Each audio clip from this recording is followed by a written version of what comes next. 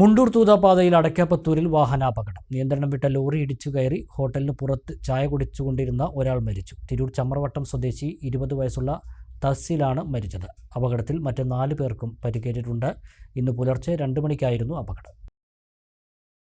മുണ്ടൂർ തൂത സംസ്ഥാന പാതയിൽ അടയ്ക്കാപ്പത്തൂർ സെന്ററിൽ വ്യാഴാഴ്ച പുലർച്ചെ 2 മണിയോടെയാണ് അപകടമുണ്ടായത്.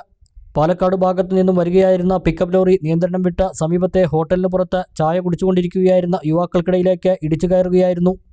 അപകടത്തിൽ തിരൂർ ചമ്രവട്ടം വാഗയിൽ വീട്ടിൽ അബ്ദുൾ റൌഫിൻ്റെ മകൻ 20 വയസ്സുള്ള തഹസിലാണ് മരിച്ചത്.